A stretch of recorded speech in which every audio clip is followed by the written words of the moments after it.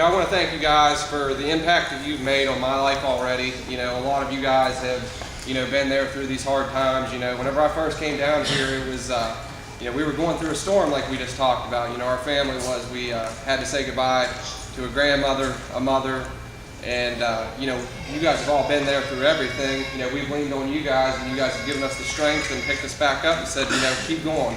Life continues. So I want to thank you guys for that. I sit back and I try to prepare a testimony, and that is like one of the hardest things you can do, is like to sit there and try to think about exactly what you're going to say. So finally I had to say, let's just let God do what he's going to do.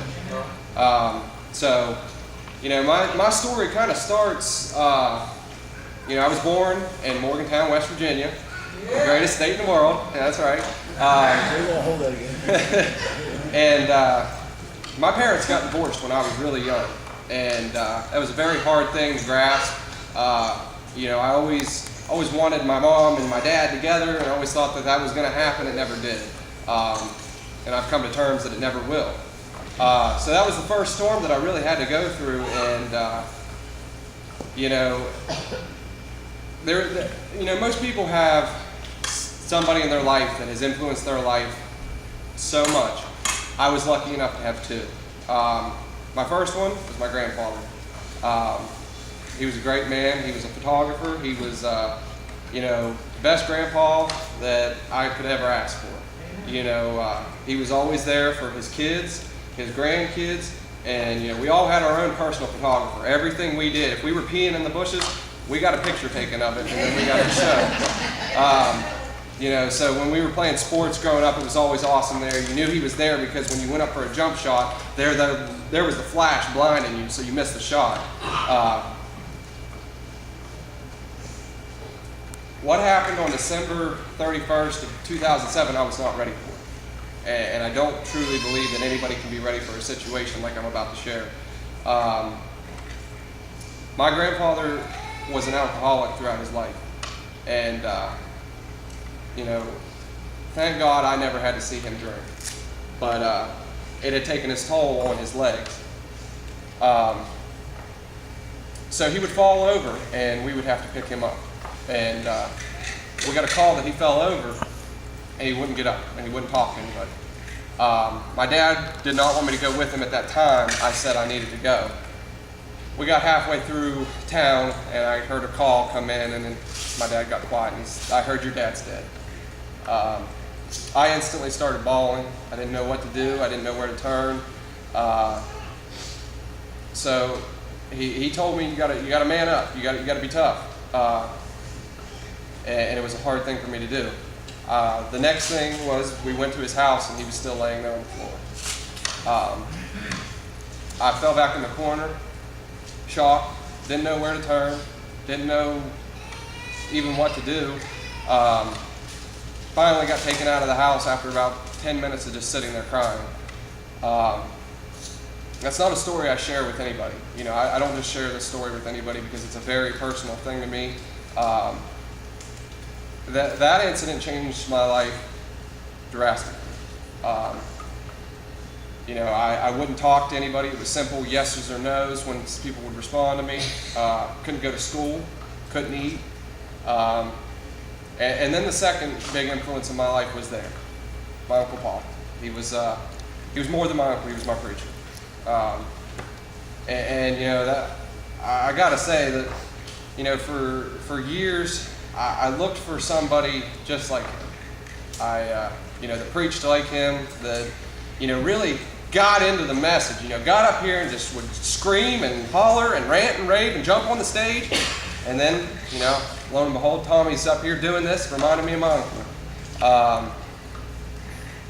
He was diagnosed with lung cancer that had spread to his back. I tell you that death is never an easy thing to go through, but for somehow it was a magical moment whenever he was in the hospital dying. People were coming in asking for forgiveness. He said, "Don't ask me. I forgave you a long time ago. You got to ask God." That experience as a kid was just amazing to me. So they gave him less than a month to live when he got diagnosed, and then he did pass away. But he got to go how he wanted. His daughter was singing, which he'd always done in the church. And but yet again, here I am with two guys that impacted my life gone within 6 months of each other. I didn't know where to turn. Here's a guy that had taught me about Jesus, taught me as much as he could teach me that I could grasp in the years, and he baptized me. And from that moment on, I hate to say it, but I mean, I'm going to be honest while I'm up here. I turned my back on God. I said, how can you take somebody who's teaching your word? And then, after it wasn't too long after that, this is where I really want to reach out to the youth. I was in school, and from 13, I had my first drink when I was 13. By the time I was 18, I was addicted to pills, weed, whatever, all the hard drugs. I was on the, I was going to die. It got to the point to be so bad that my mom, and I didn't know this at the time, I got a call from an officer saying, I need to talk to you. And I walked into his office, and he slammed a folder down in front of me. And he said, you know what that is? That's text messages from the past 3 years. You're busted. So here I am, I don't know what to do at this point. I still am, not, at this time I'm not going to church because I completely just separated myself from the church, which is not the smart thing to do, because God was there for me the whole time. I turned my back on him, and he's still there, but I got to ask. I got to ask for forgiveness. So, the cop let me go. And my mom later told me that when she gave the text messages to the police officer, she said, save my son, because if you don't, he's going to die.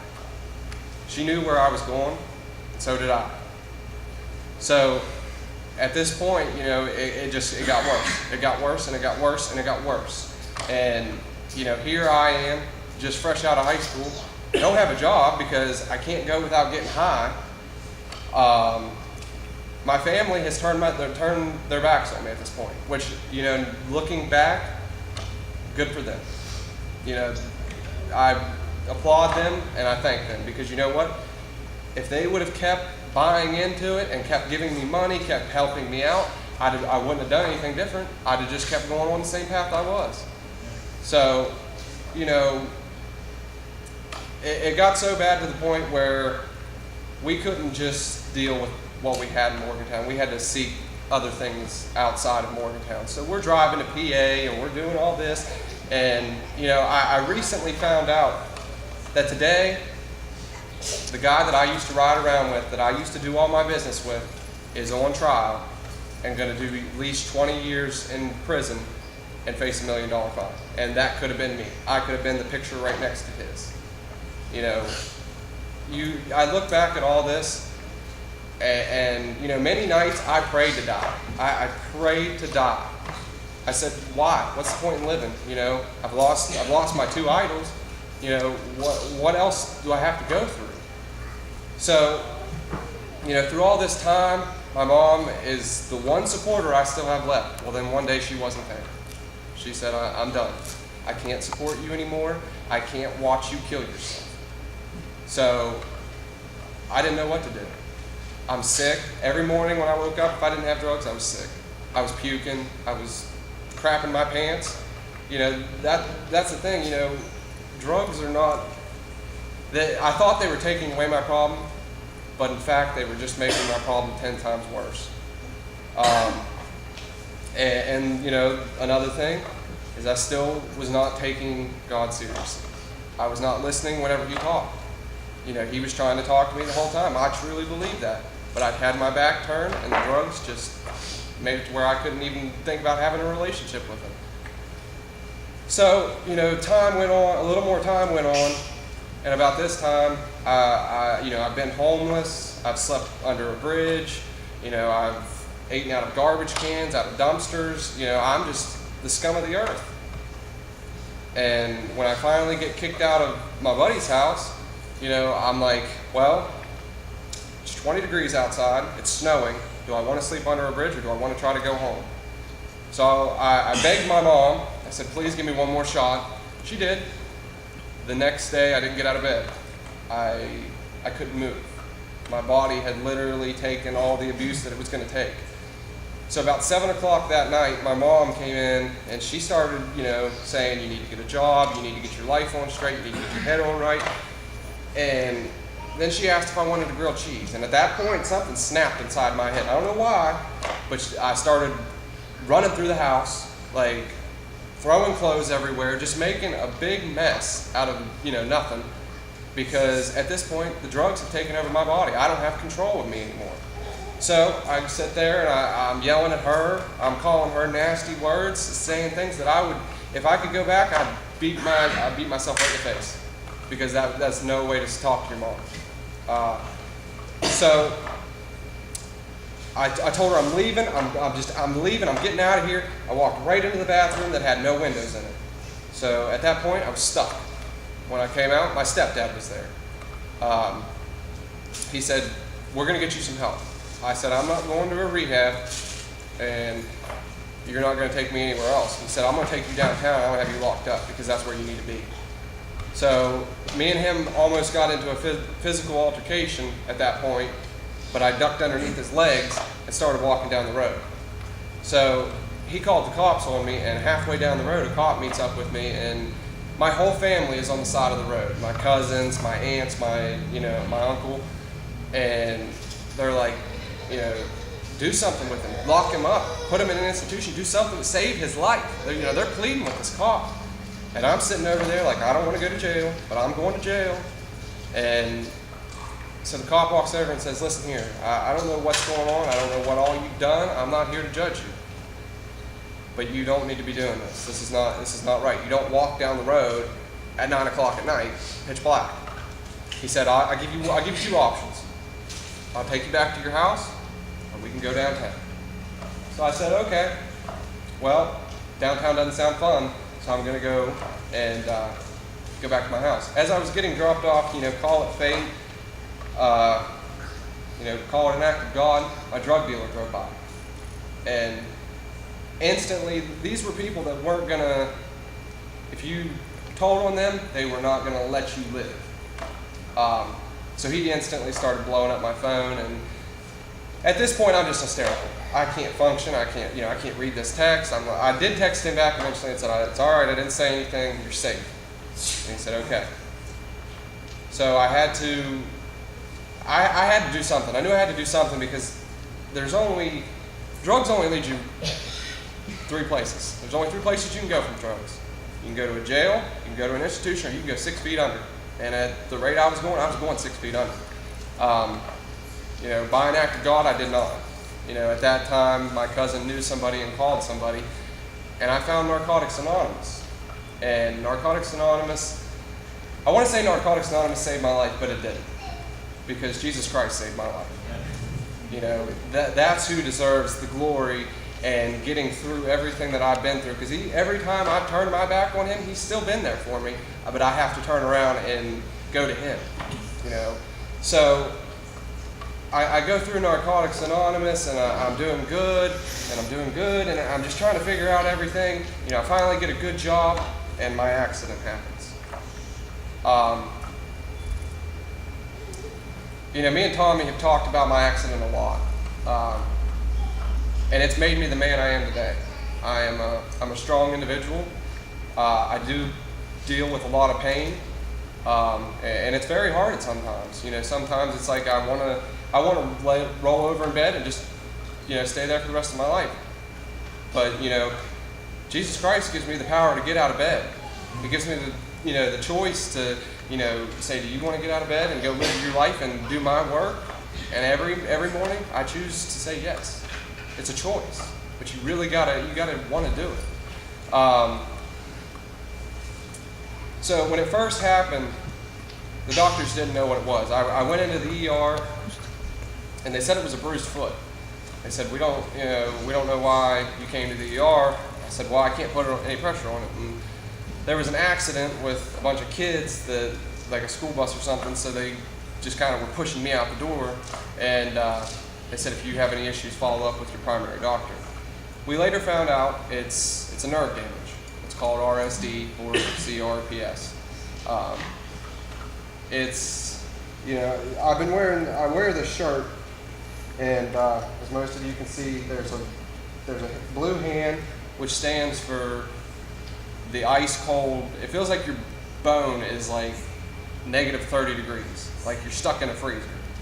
The red hand stands for the fire, that your veins feel like they're just pumping fire through your veins. It's a very painful condition that, you know, some people are able to walk on their, you know, able to have this condition and walk. For some reason, I wasn't one of those people. You know, this is a little gruesome, but I lose my toenails. You know, my foot's completely discolored. And it's a very, very ugly thing, but here's the thing, I'm not going through this alone. You know, I got you guys, and I got Jesus Christ, and that's all I need. You know, that right there, and, you know, I'm waiting for the day that, you know, if it's in His plan, that He'll heal me, and one day I'll get up out of that seat, and I'll walk to the altar. You know, and if it's not, and if it's His plan to lose this leg, then He's got something in mind. He's got something that He wants me to do, and He just, you know, I won't know until that happens. Like I said, you know, and when we lost my grandmother, it was a very hard thing to go through. But all you guys have been here, all you guys have, you know, I've never met a nicer group of people, never. You know, you guys all come up to me. I built so many friendships here, you know, and I'm glad that I got to move down to South Carolina to be with you guys, and, you know, to learn more about Jesus Christ, because that's, you know, and that's the big thing. Like, you know, when my uncle was preaching, you know, I remember so many things about the way that he taught. Like I said, a lot of them were like Tommy, and you know, it's just truly nice to find, because I did try different churches before I really went bad into drugs, but you know, I feel like there's a certain church that you just feel at home at. You feel like you're home, and you know, I'm truly grateful to say that today I found that home. So I want to thank all you guys again. At this time, I'm going to ask Bailey and Cameron, if you guys want to come up, we're going to do a song for you.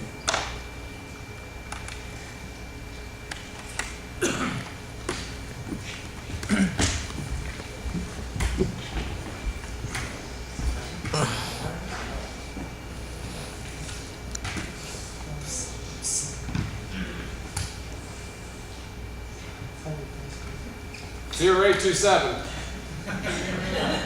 Well, I've got to change that now. Everybody stand up.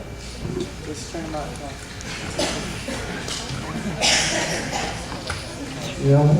Dude, I'm recording here. You gotta stand up.